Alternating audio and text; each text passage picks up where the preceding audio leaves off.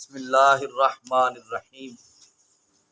حضرات ذی وقار، اللہ کے فضل حضور علیہ الصلوۃ والسلام کی نظر رحمت سے مجھے اور آپ کو نماز فجر با جماعت ادا کرنے سے نوازا گیا۔ اللہ کریم ہم سب کی حاضری کو درجہ قبولیت عطا فرمائے۔ آمین۔ کتاب الایمان سے ہماری گفتگو کا سلسلہ جاری ہے۔ حضور علیہ الصلوۃ والسلام تشریف فرما تھے، ایک صحابی رسول صلی اللہ علیہ وبارک وسلم حاضر ہوئے، آ کے عرض کرتے ہیں یا رسول اللہ صلی اللہ علیہ وآلہ وسلم، مجھے کوئی نصیحت فرمائیں کہ جس پر میں عمل کر لوں تو وہ میرے لیے کافی و وافی قرار پا جائے۔ تو آقا علیہ الصلوۃ والسلام نے جو بات عطا فرمائی، حضور نے فرمایا جب تو کہہ دینا کہ میں اللہ پر ایمان رکھتا ہوں تو پھر اس پہ ڈٹ جا، اس پہ استقامت اختیار کر، ہمیشگی اختیار کر۔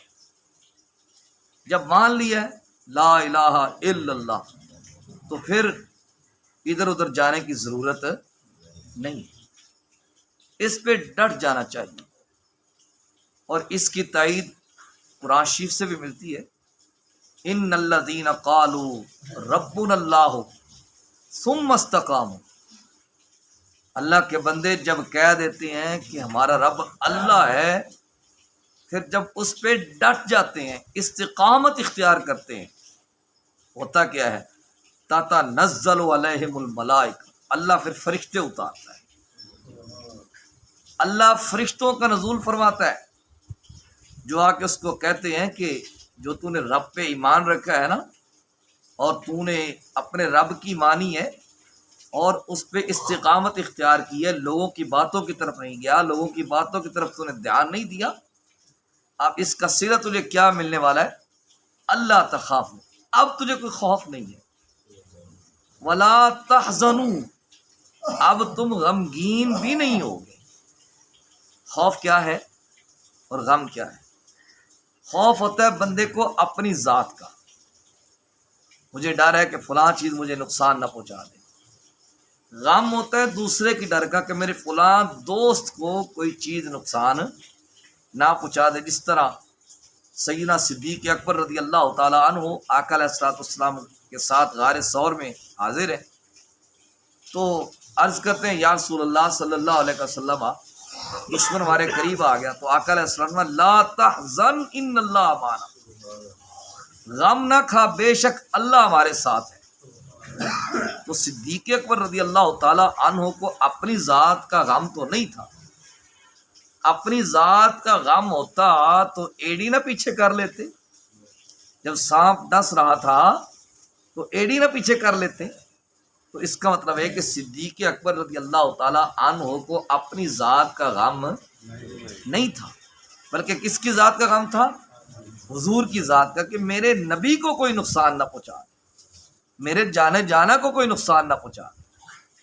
تو لا تحزن ان اللہ معنا، میں غم نہ کھا، بے شک اللہ ہمارے ساتھ ہے۔ تو خوف اپنی ذات کا ہوا اور غم دوسرے کی ذات کا ہوا۔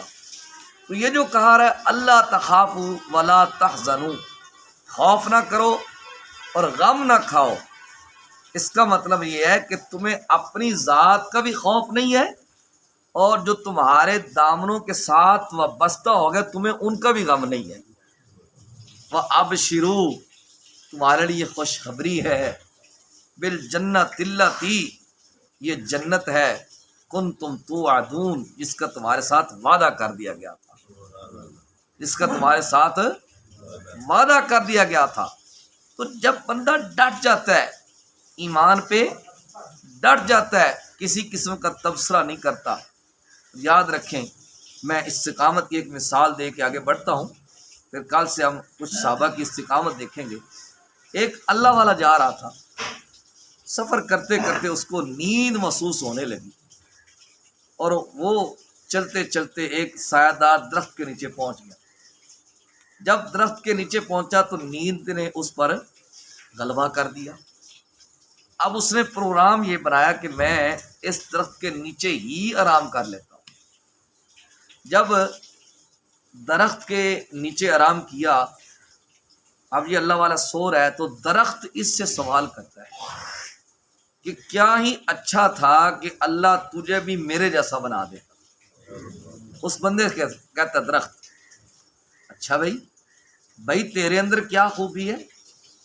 اس نے کہا میرے اندر خوبی یہ ہے، مجھے کوئی پتھر مارے، مجھے کوئی کنکر مارے، مجھے کوئی روڑا مارے، میں اس کو اس کے بدلے میں پھال دیتا ہوں، میں اس کو اس کے بدلے میں پھال دیتا ہوں۔ کہا بہت اچھی بات ہے کہ تجھے کوئی پتھر مارے، جو تیرے ساتھ مرضی کرے، تو اس کو اس کے بدلے میں پھال دیتا ہے۔ اچھا پھر یہ بتا کہ جب تیرا اتنا اعلیٰ کام ہے، اب اللہ والا اس سے سوال کرتا ہے، جب تیرا اتنا اعلیٰ کام ہے کہ تو پتھر کے بدلے میں پھال دیتا ہے، تو پھر تجھے اللہ نے آگ کی غذا کیوں دی؟ پھر اللہ نے تجھے آگ کی غذا کیوں دی؟ اس نے کہا میرے اندر ایک خامی بھی موجود ہے جس کی وجہ سے مجھے آگ کی غذا دے گی۔ کہا وہ کون سی خامی؟ اس نے کہا میرے اندر استقامت نہیں ہے، میرے اندر استقامت نہیں ہے۔ کیا مطلب؟ اس نے کہا جدھر ہوا چلتی ہے میں ادھر ہی ہو جاتا ہوں۔ بات کو سمجھے، کتنی پتہ کی بات ہے۔ جدھر ہوا چلتی ہے میں ادھر ہی ہو جاتا ہوں۔ یہی ہم کچھ بندوں کا حال ہے، جدھر کی ہوا چلی ادھر ہم نے رخ پھیر دیا۔ یہ نہیں دیکھنا کہ یہ کام کہیں میرے ایمان کو کمزور تو نہیں کر دے گا، یہ کام کہیں میرا جو یقین ہے اس کو ختم تو نہیں کر دے گا، یا یہ کام مجھے اللہ رسول سے دور تو نہیں کر دے گا، یا یہ کام کروں گا تو مجھ سے رسول پاک ناراض تو نہیں۔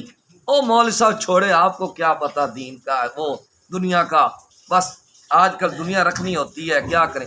تو جدھر کی ہوا چلے اگر بندہ ادھر ہو جائے، اس کا مطلب یہ ہے کہ ابھی تک اس بندے کے اندر استقامت نہیں آئی۔ بندہ تو وہ ہے جو ہوا کا مقابلہ کر کے، حالات کا مقابلہ کر کے، حالات کی دیوار کو گرا کے اپنے ایمان کے مطابق فیصلے کرے، جس طرح صحابہ کرام رضوان اللہ تعالی علیہم اجمعین نے فیصلے کیے یا صحابیات نے فیصلے کیے۔ تو ہمیں استقامت اختیار کرنی چاہیے۔ تو آقا علیہ السلام نے فرمایا جب تو کہہ دے کہ میں اللہ پر ایمان رکھتا ہوں، پھر اس پہ استقامت اختیار کر، پھر اس پہ ڈٹ جا، لوگوں کی طرف نہ آ۔ ہمارا ایمان تو ویسے ہی غیب پر ہے۔ رسول پاک نے فرما دیا اللہ ہے، ہم نے مان لیا۔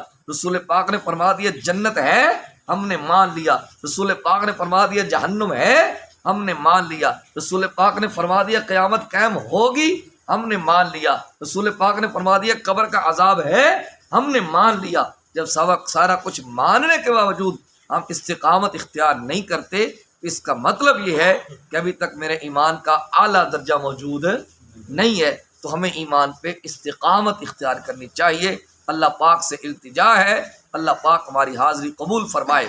صلی اللہ تعالی علی حبیبہ الاعلی سید الانبیاء محمد وعلی آلہ و اصحابہ اجمعین برحمتک یا ارحم الراحمین۔